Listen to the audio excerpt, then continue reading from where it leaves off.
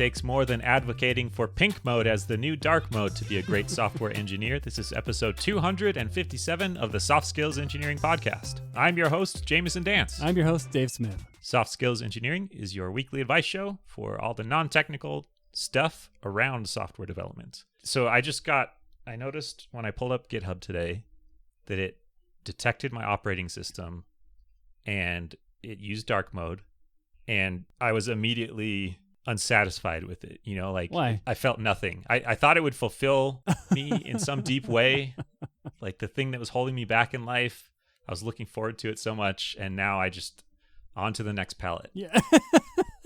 So you had a hole in your heart, and you thought it was a dark mode shaped hole, but it turns out it was something else. No, this is hedonic adaptation for color themes for websites, I guess. On to pink mode.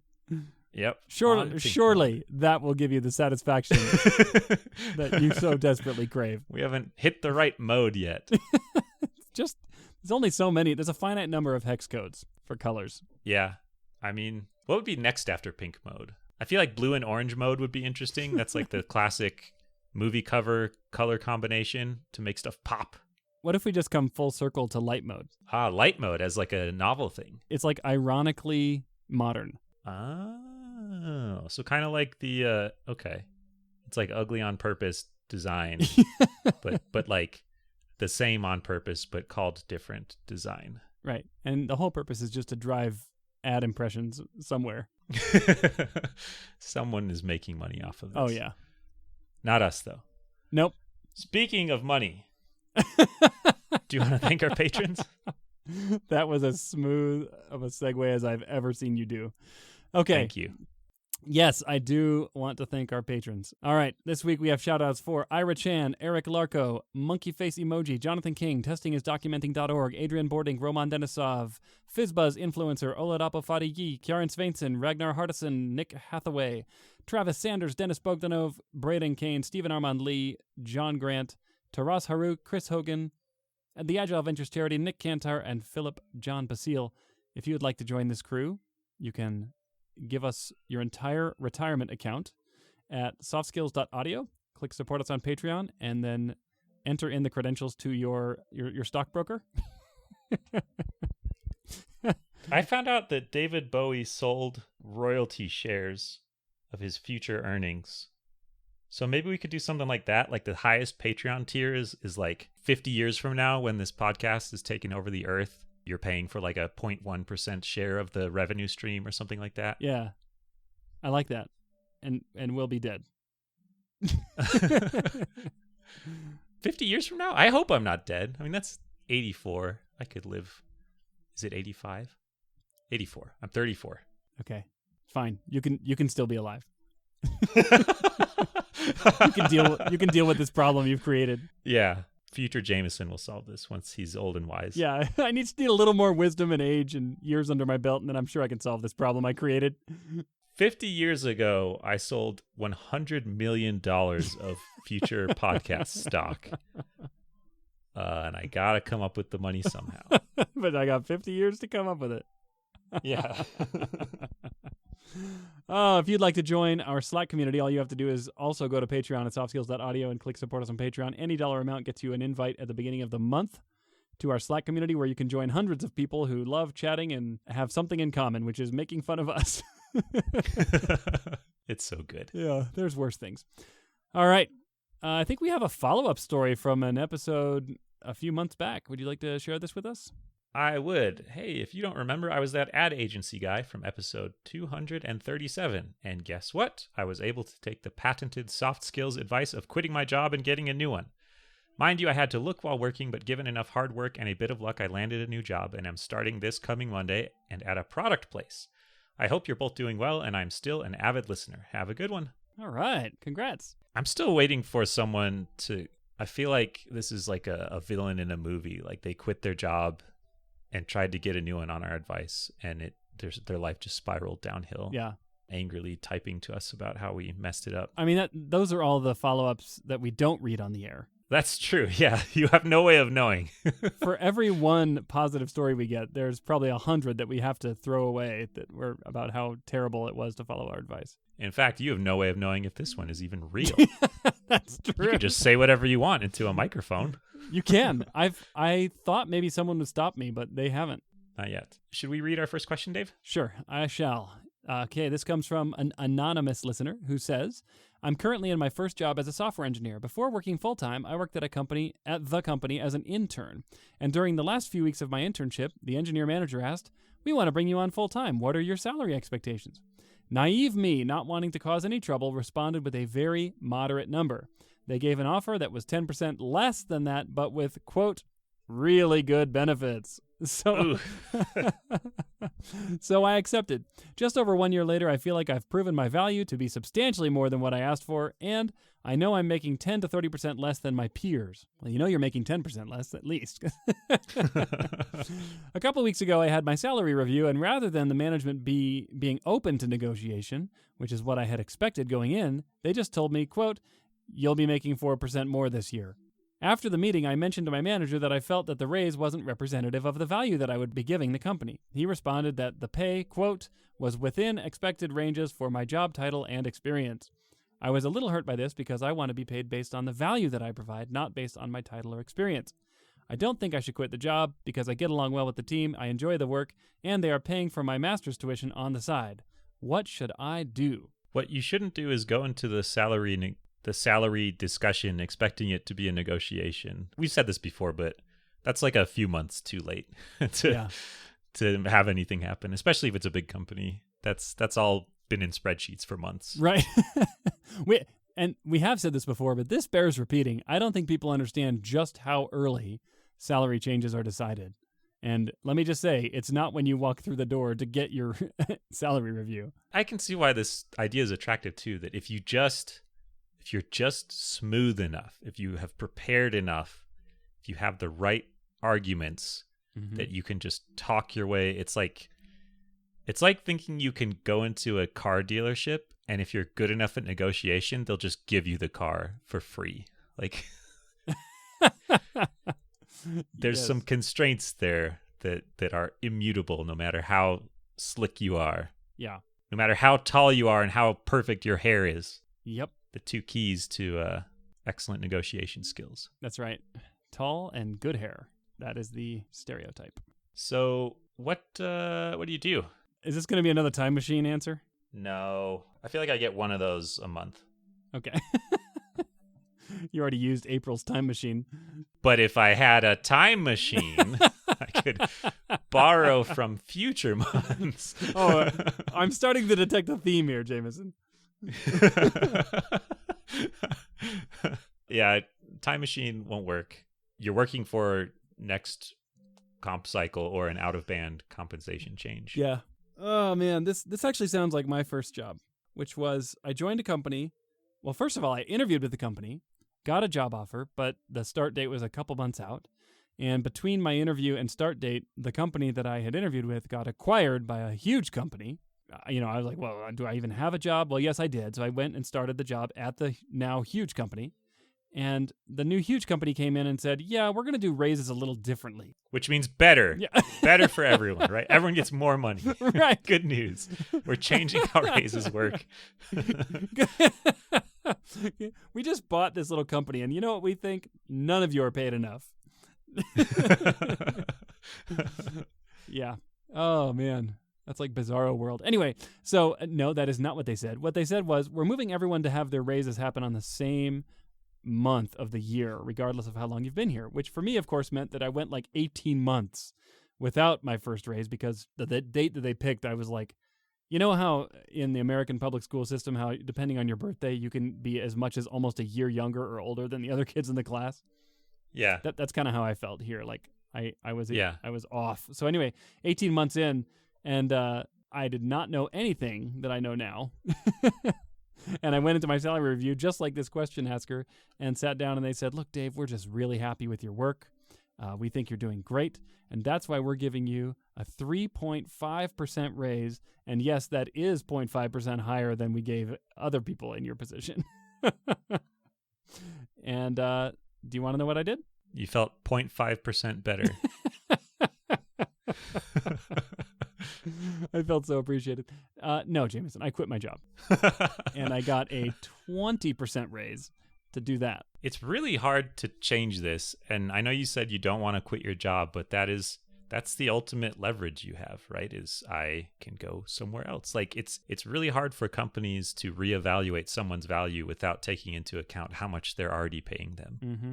And I don't know if this is one of those cases where if we knew everything, it'd be interesting to do some analysis to say, like, does it really cost them more? Would it be cheaper to just give people raises that think they're worth more? Or like overall, is it still better for them somehow? But either way, the vast majority of companies will just say, like, especially for junior developers, they're kind of anchored at your early skill set and early value. And it's hard to change that trajectory, even if you're improving and growing quite a bit. Yeah. I know you don't like this. I can't remember. I know you have not liked this in the past, but I mean, market value is a powerful argument, and bringing some data about what it would cost to hire someone with your skill set and ability is a thing.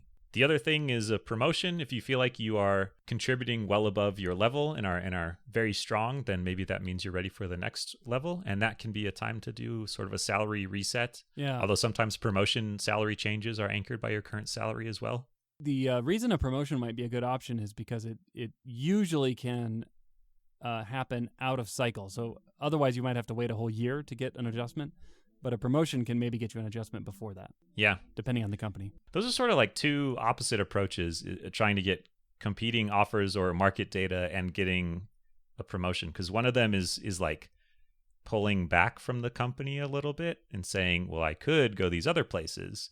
And the other one is almost doubling down and saying, I'm working really hard to grow and I want to be recognized for that. Mm-hmm.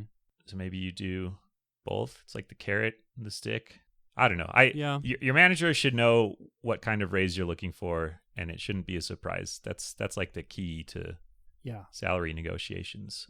And I think maybe that's what's really missing here is the person showed up and just said, "Please, sir, may I have some more?" And the answer was no. I mean, yes, you can have 4%. but what they should be asking is, I want this dollar amount. This amount of money. What do I need to do to get that?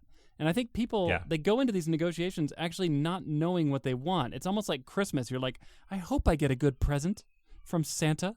And it's like, that's fine if you don't care about maximizing your income, which I think some people don't. I don't want to poo-poo that. That's great.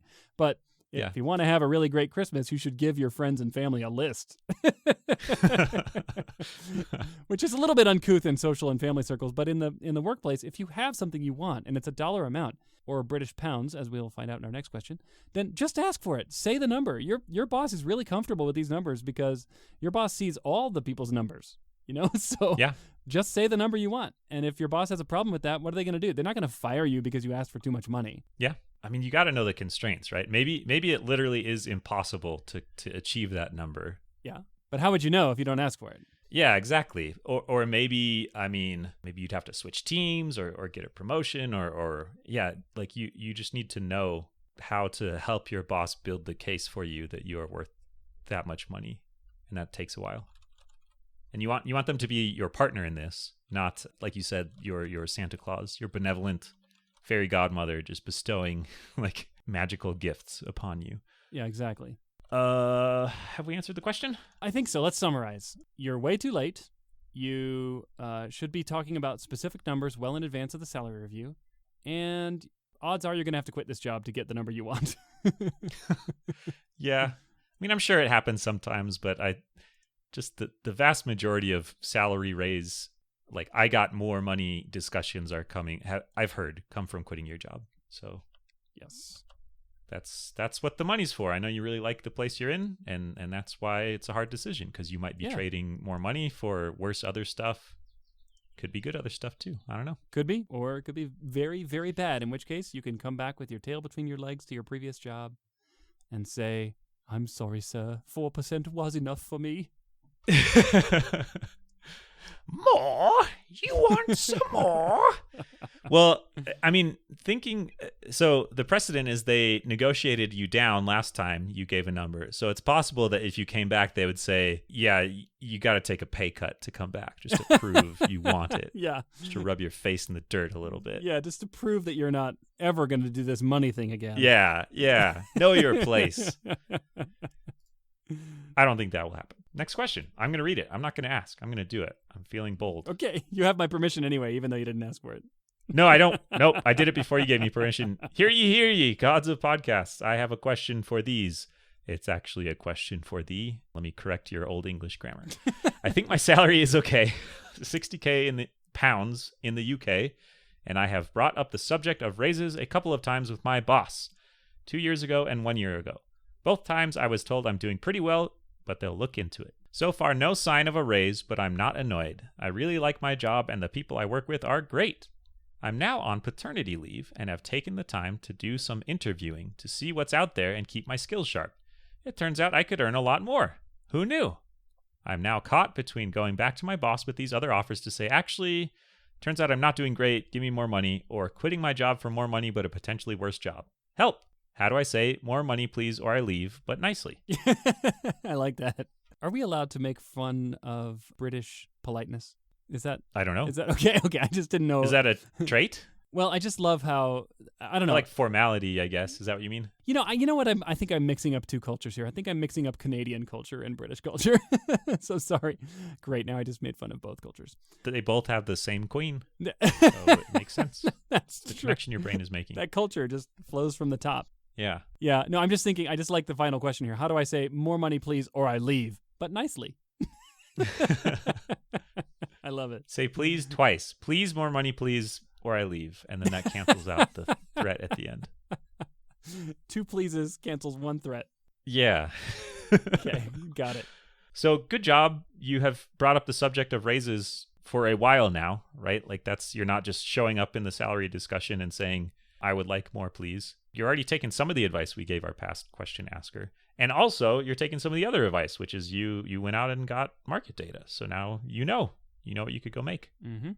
I think you can make a case to this company why it's in their best interest to pay you more in a way that doesn't sound very threatening, even if it is a threat, I guess, under the hood. But you can just tell them this, like, I want to stay here.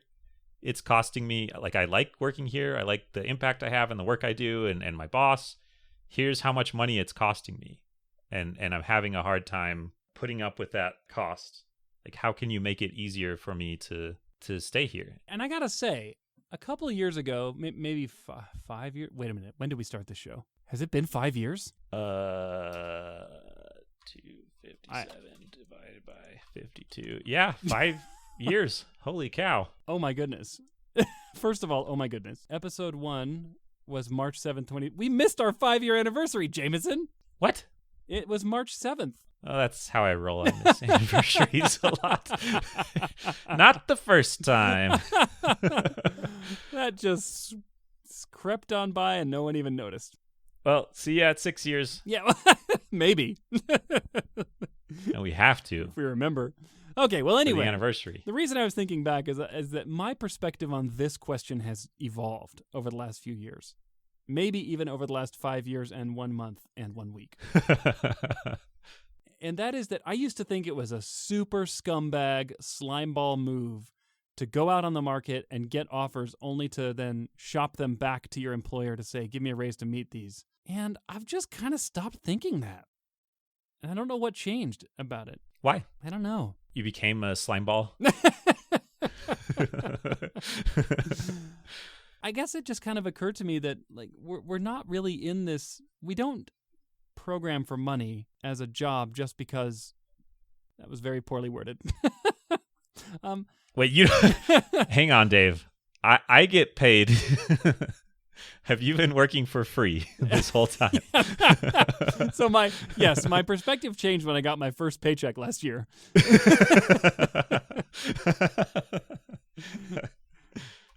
Huh. But I think I think for a lot of years I thought of, the missionary versus mercenary analogy. Yeah. Where people who are mercenaries, well, you're just in it for the money. You don't have any heart. You have no soul. Yeah. The people with all the equity want missionaries, it turns out. Right. Yeah. Anyway, I guess I just was kind of on the missionary side. Like, look, you got to be loyal. But I've realized that your work environment has a lot to offer you as a worker, and the financial compensation you get for doing work is a big part of that pie. And I think for me, that part has become more important as my children have gotten older and more expensive. And more expensive, yeah. So, but I guess I feel like it's not for me. Like, I'm a slime ball for the children. Their Lego habit is not cheap. Yes. Tell you what. Oh, yeah. Legos are the most expensive plastic. Huh. Okay. Well, I think I agree with you. I mean, they're looking for how to save money all the time, right? And especially if it's a big company, there could be these wide sweeping changes to reorganize departments and move people around, and some people will get their jobs cut because of that, or their roles changed. And that just happens. Like, people just get ground up in the gears of these giant companies. You can't change stuff without affecting some people, and they're still going to do it because it's worth it to them. So I think I agree with you.